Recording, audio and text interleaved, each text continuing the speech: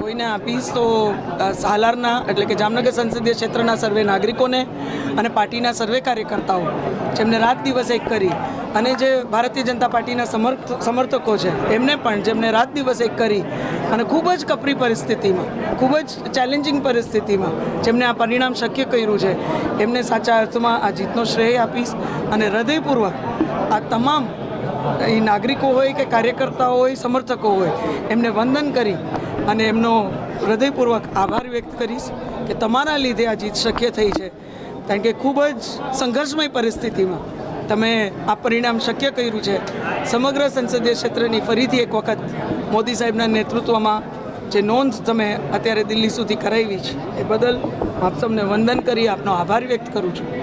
બેન, સામે ઘણા બધા પડકારો, આ તમામ પડકારો વચ્ચે પણ આપણે અત્યાર સુધીમાં જે ગણતરી થઈ છે એ પણ 2.5 લાખથી વધુની લીડ મળી ચૂકી છે. શું કહેશો?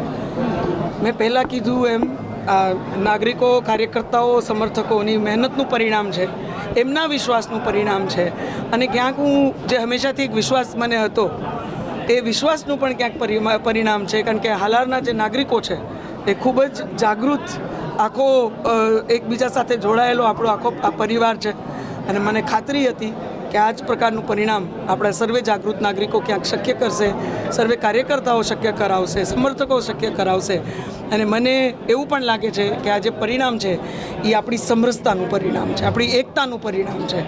આપણે સૌ શાંતિ, સુરક્ષા અને એકતાને પ્રાધાન્ય આપીએ છીએ, વિકાસને પ્રાધાન્ય આપી છે, પ્રગતિને પ્રાધાન્ય આપી છે એનું પરિણામ છે. ક્યાંક આપણે સકારાત્મક રીતે એકબીજા સાથે મજબૂતીથી જોડાયેલા છીએ એનું પરિણામ છે. ત્યારે હું હૃદયપૂર્વક સર્વે નાગરિકોને ફરીથી એક વખત વંદન કરું છું અને ક્યાંક એક મુંતોડ જવાબ કોંગ્રેસ પાર્ટી હોય કે કોંગ્રેસ પાર્ટીના સર્વે જે સમર્થકો હતા એ સામે આવ્યા હોય, પાછળથી હોય, એને પણ ક્યાંક મુંતોડ જવાબ નાગરિકોએ પોતાની જાગૃતતાનો આપ્યો છે, પોતાની એકતાનો આપ્યો છે, પોતાની હિંમતનો આપ્યો છે અને મને લાગે છે કે આ જીત માત્ર પાર્ટીની નહીં, માત્ર મારી નહીં, કોઈ કાર્યકર્તાઓની ખાલી નહીં, પણ સમગ્ર હાલારની જીત છે. અને હું ખાતરી આપું છું કે પાછલા 10 વર્ષ જેમ તમારા પરિવારના સદસ્ય બની અને મેં એક કોશિશ કરી છે કે આપણી હાલારની આ વિકાસ યાત્રા મજબૂતીથી મોદી સાહેબના નેતૃત્વમાં આગળ વધવી જોઈએ, એવી જ રીતે મજબૂતીથી વિકસિત ભારતનો અંગ આવતા દિવસોમાં આપણું સમગ્ર સંસદીય ક્ષેત્ર બને એમાં આવતા 5 વર્ષ રાત દિવસ તમારી સાથે રહી ફરીથી એક વખત તમારા પરિવારના સદસ્યની જેમ તમારી સાથે રહી અને હું નિષ્ઠાપૂર્વકના પ્રયત્ન કરીશ.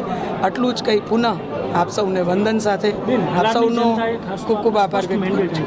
જી, આપ ત્રીજી વખત સાંસદ બન્યા છો, આપ હાલારની જનતાને શું વિશ્વાસ આપશો?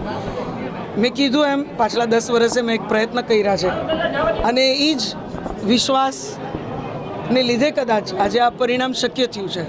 મેં પૂરી કોશિશ કરી છે કે મારાથી જેટલા વિકાસના કામો થાય, સુવિધાઓના કામો થાય, કે કેન્દ્રમાંથી જેટલી યોજનાઓના લાભો નાગરિકો સુધી પહોંચે એ નિષ્ઠાપૂર્વકના પ્રયત્ન થયા છે.